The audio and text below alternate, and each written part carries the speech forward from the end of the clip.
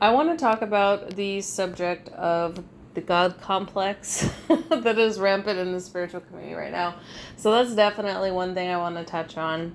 And I also want to talk about the controversial topic of egregores, tulpas, servitors, golems, and sometimes how the energies that we work with are actually egregoric energies or tulpas, and we don't even know it. So I want to touch on all of that. I want to talk about multidimensionality, and I'm going to just bring it all back around in full circle. What inspired this video was a Facebook friend of mine wanted me to expound on a certain post I did recently on the issue of God complexes within the spiritual community.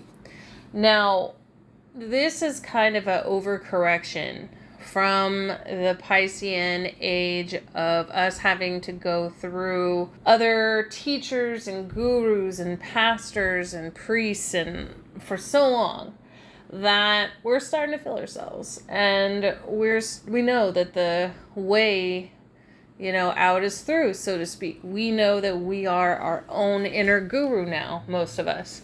We know that Godhead is something achieved within.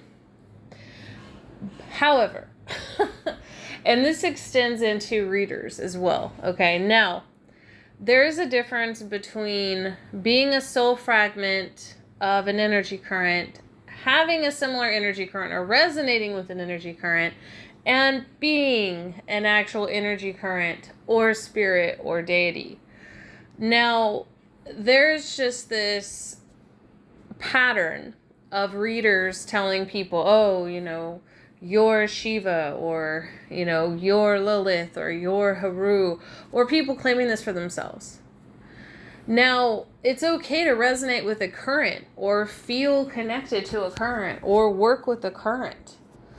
But this whole thing of everybody thinking they're this specific energy current and that's who they are, like that's their identity, this can be dangerous for several reasons. One, you're limiting yourself to one archetype when the human body and energy system contains all archetypes and energy currents anyway, and just has different cultural renderings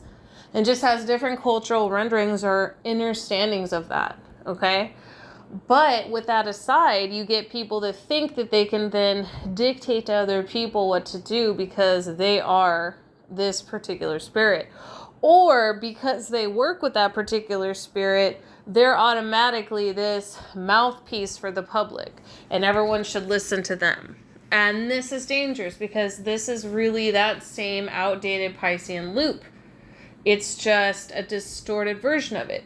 So instead of people saying, I hear from God and I am a mouthpiece of God, you have people saying, now I am this God. And both are saying, listen to me because I have the answers. So this is an exaggerated spiritual ego. So yes, I do not talk about or teach extinguishing the ego, but the opposite extreme of that is you have folks that have lost themselves in this egoic delusion of being this certain energy current or limiting themselves to being this certain energy current. So what I mean by a soul fragment of a certain being or energy current is that we all derive from different types of soul collectives. We have all incarnated in a lot of different, places and timelines and realms. Some of us have even incarnated in other universes within the multiverse or parallel dimensions and all of this. So it's possible for us to be aspects or have been in certain titles or roles within different realms. It's possible because a lot of what people think are these gods and spirits and angels and demons are actually roles or certain energy currents or systems that are in place regulating things. Not always the case, but I'm just saying. And then we have the unpopular, topic or discussion of the majority of these beings actually being egregores created by human consciousness at this level, attempting to understand the reality and where they came from. and giving life to these egregores through belief. That doesn't mean that these egregores are not alive. That doesn't mean they're not conscious at some level. That doesn't mean they don't exist in the astral or that they can't do certain things. You can absolutely work with an egregore, leave offerings for them, summon them, everything else, just like you can do with any spirit that's not an egregoric spirit. Egregores, for those who do not know, are commonly thought of as a spirit that is either consciously or unconsciously, usually consciously, created by a collective.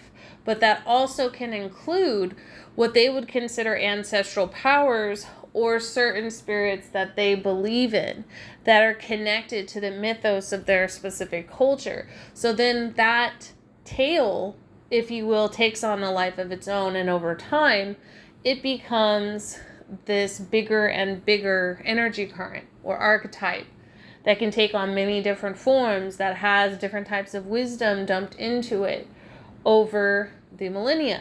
So when you see, gods and goddesses and angels and demons and elementals and Jinn and all of this changing over time and seeming to take on all these new forms or have all these new roles or change, from an elemental spirit to a demon, to a god or goddess, or to a saint or an angel. Do you see what I'm saying? This is all examples of how things become egregoric energies based on the collective, whether it's conscious or unconscious.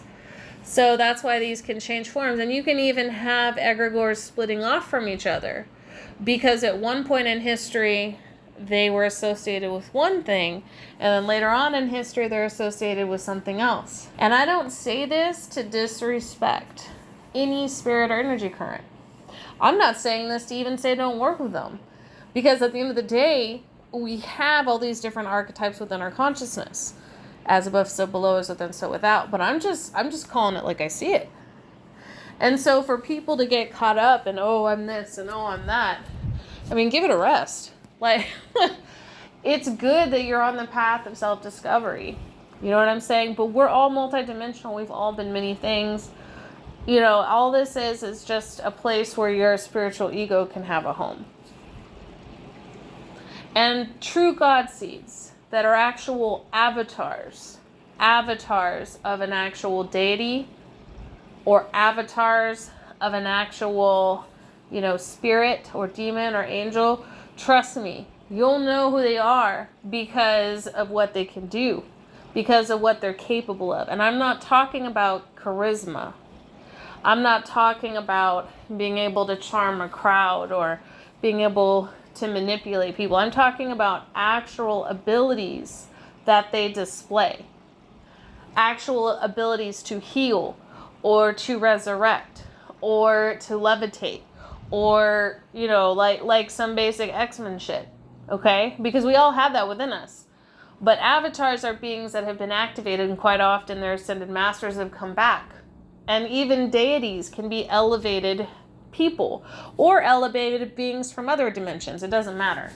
I'm not trying to put a limit to anything. But what I'm saying is, you'll know if someone is an avatar or a god seed, meaning they embody that specific current in this lifetime. You will know, because it will be evident in what they do.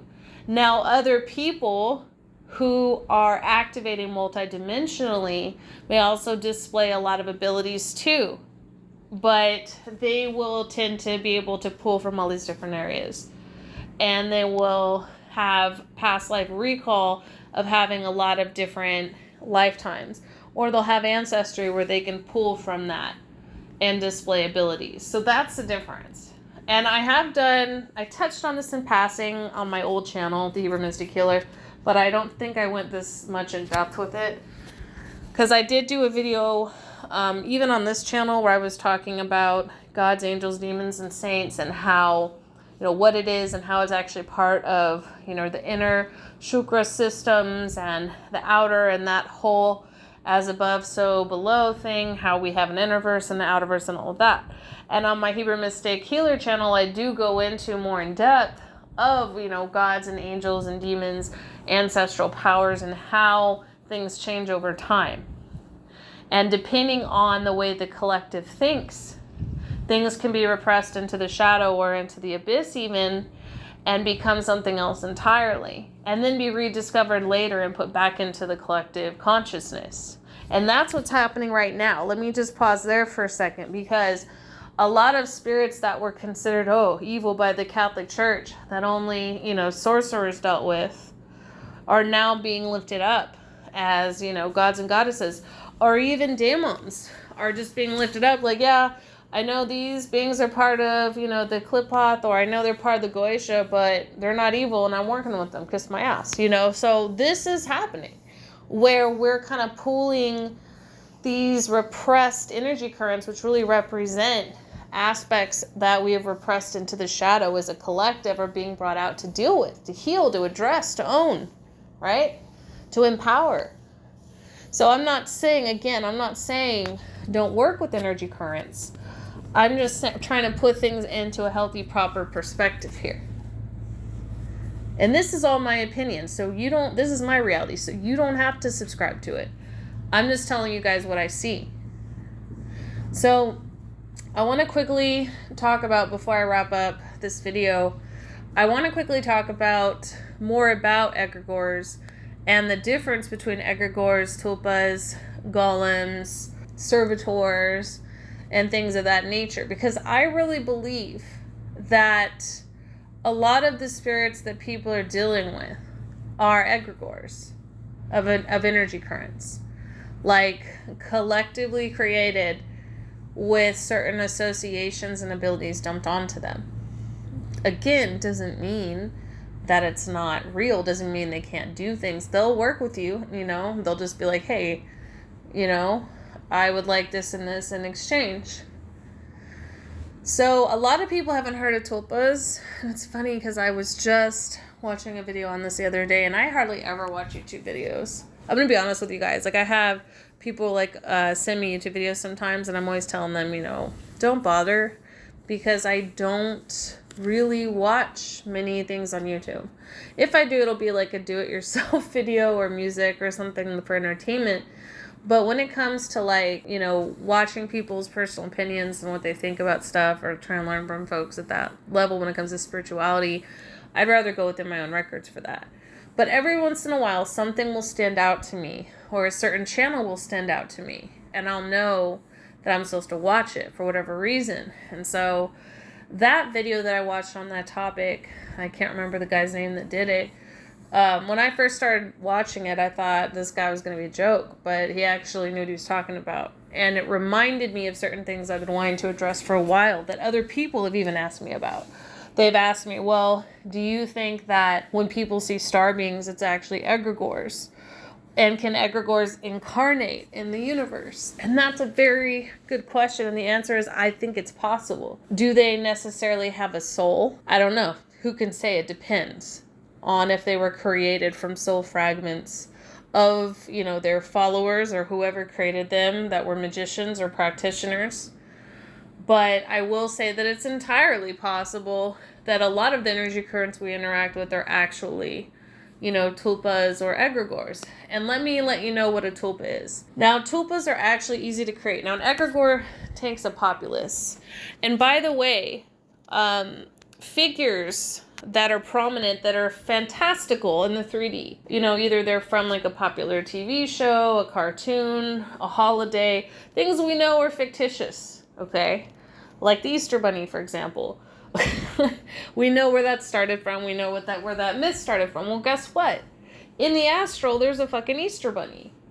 It's an egregore, because every year people dump into that egregore and they teach their kids about it. So that is an egregore. Anything that's popular and circulated as an image or an archetype is an egregore, just so you guys know. So you can actually summon these egregores. You can. Now, the difference between an egregore and a tulpa is a tulpa can be created by one person. And it's usually created so people have a friend, or a lover, or a companion of some kind, or somebody that we want to get information from, but it's really we're drawing from our own unconscious. Or we're creating this tulpa to learn how to tap into the collective unconscious. Kids, when they have, and I was just watching this video earlier, and this was on point. Kids, when they have fantastical friends, invisible friends, which I think are very rarely fake. I think it's usually either they're talking to a ghost or a legit spirit or a spirit that's created, or they are creating their own friend with their imagination. That's a tulpa. It's basically a spirit that you create that you just start kind of talking to and engaging with, and over time the energy of doing that, it creates its own personality. It's less controlled and it's less limited than, say, a servitor, which is something that you're created with a limited role, very specifically with a kill code, a command code, a summon code. It has its own image, it has its own sigil, things of that nature. When it fulfills its purpose, you might repurpose it or destroy it or put it dormant. That's a servitor that has a certain, job you've given it. It's a creative thought form from you. Now, a tulpa is still a creative thought form, but it's more freestyle. That's what I would say. It's kind of allowed to form its own personality through you engaging with it. What's a golem? A golem, actually, as far as anyone can tell in this current timeline anyway, traces back to both Hebrew and Jewish sorcery of actually taking these statues made of mud, inscripting the name of their power over the forehead of the golem, and then activating the golem to be able to move around. Golems were used mostly for protection or defense in warfare, but you can pretty much use them for anything. Now, there are certain mythos that say you can literally animate the golem to actually walk around in 3D, which I'm sure is possible. But it can also just be a thought form attached to the golem, with the golem being its anchor. And that's another way of looking at it as well. So it's kind of like a servitor, but it's attached to a clay statue that's supposed to be its home or animated to it. So that would be the main difference. And I already talked about what egregores are. So if you guys want to know how to create, servitors, you can definitely, check out my Patreon, because I do teach people how to do it. If you are going to create any thought form, please do so safely in a clean and protected environment where you can be sure that nothing and no one is interfering with it, and that you keep the name and any summon, cal code, dormant code, whatever you have, and the sigil and anything you might have attached to whatever thought form you're creating, make sure you keep that hidden so people don't know and they can't hijack that energy and, repurpose it for themselves or do God knows what else with it. So I want to just say before I wrap up that the astral is a huge dumping ground for unconscious and consciousness. So that's why people commonly, split it up into the high astral and low astral. The high astral would be more of like the lovey-dovey positive feelings, quite literally rainbows and unicorns and, cloud castles and shit like that, or just really happy, pleasant feelings. And the lower astral is kind of where we dump all of our unconscious shit, the stuff we're afraid of, the stuff we don't want to deal with.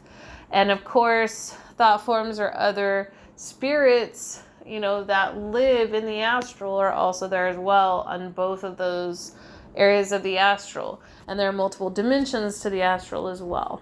But I will actually save that for another video, because that deserves a video all on its own. So I hope you guys enjoyed this video. As always, take what resonates and leave the rest. And stay tuned for more videos. Take care.